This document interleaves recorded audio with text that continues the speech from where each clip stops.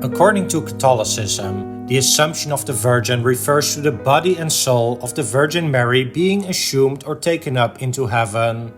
So no need to search for the grave of Mary somewhere on earth. What this important Catholic dogma does not specify is whether Mary has died on earth or not before being assumed into heaven. And just for reference, the Assumption of the Virgin in Eastern Christianity is roughly equivalent to the Dormition of the Mother of God or the falling asleep of the Mother of God, as you can see here in a Russian painting from around the year 1200, showing Mary's last moments on earth surrounded by the apostles. In this video, I will look at how the Assumption is depicted in art history. The Assumption of the Virgin is not described in the Bible, but comes from some apocryphal sources from around the 4th century and may even go back to the 2nd century AD.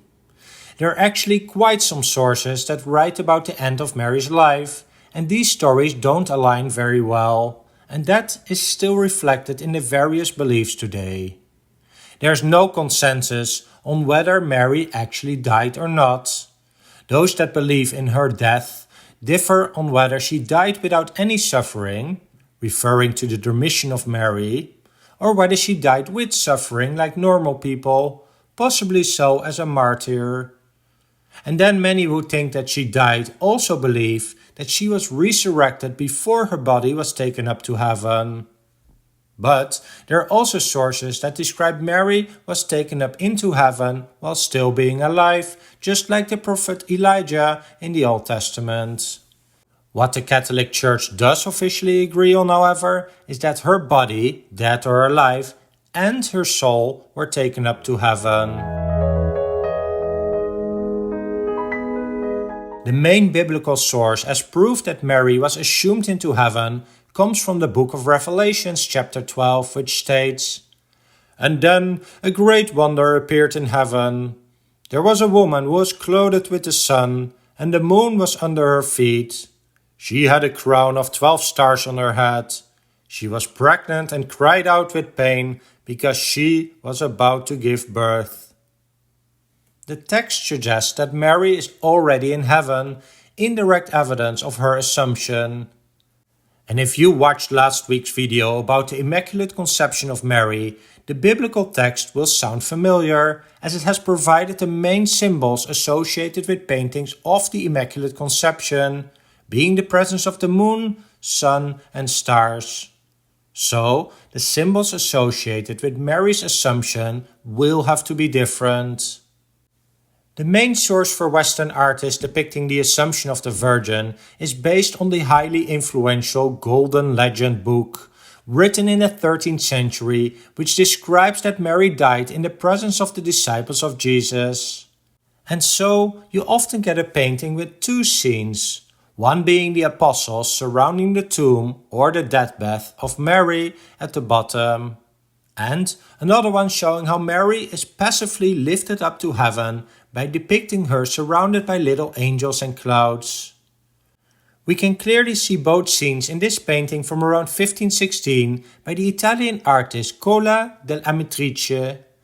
In this work, the artist created two separate scenes, but other artists created a more dynamic scene with the disciples witnessing the empty tomb of Mary while watching up to see her go up to heaven, as in this painting from 1513 by Palma Vecchio.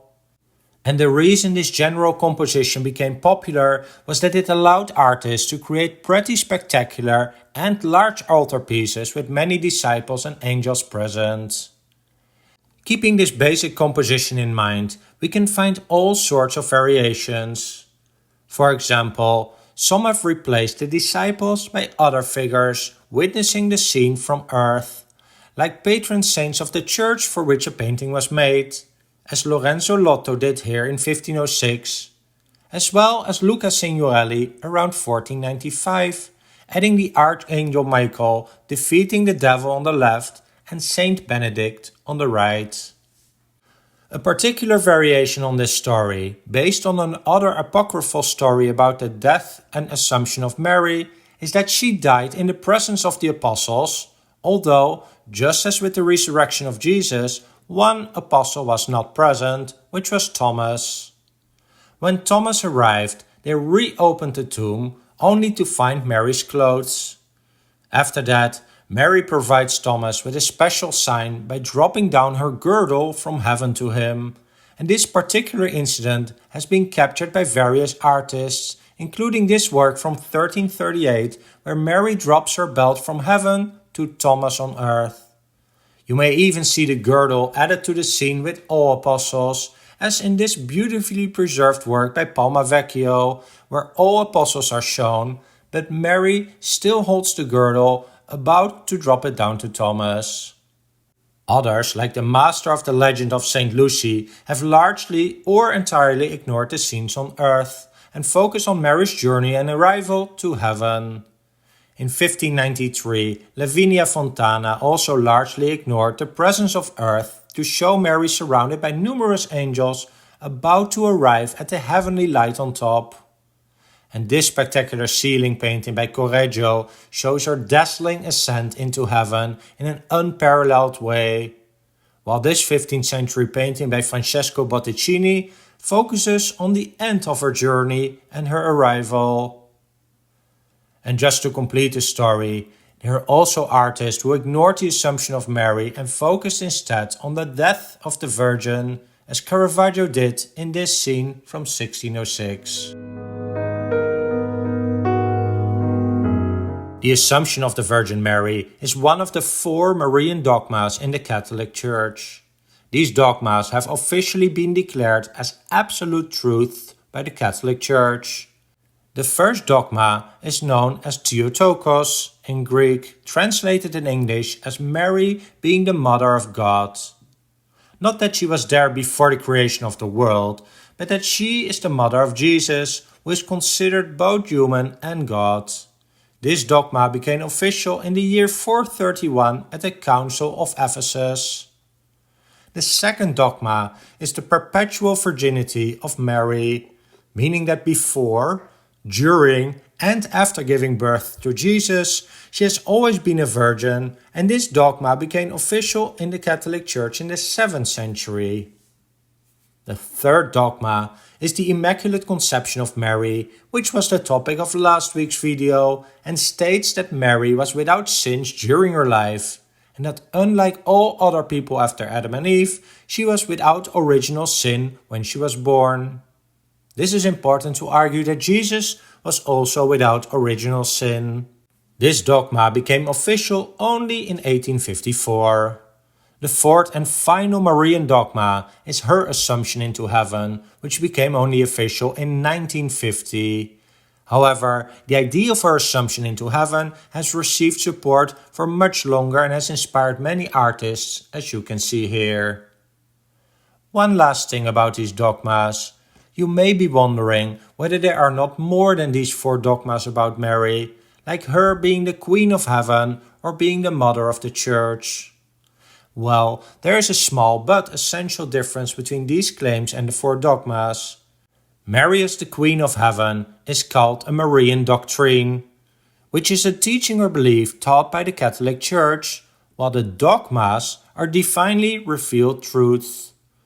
So, all dogmas are also doctrines, but not the other way around. Finally, you may have already seen some scenes in which not just a single dogma or doctrine is depicted, but multiple ones are combined. Look for example at this painting from around 1485 by the master of the legend of St. Lucy, which combines the Assumption with the Immaculate Conception, recognizable by her standing on top of a crescent moon and the sun behind her. And on top, she is received by God and Jesus, holding a crown ready for her, referring to the coronation of the Virgin as the Queen of Heaven.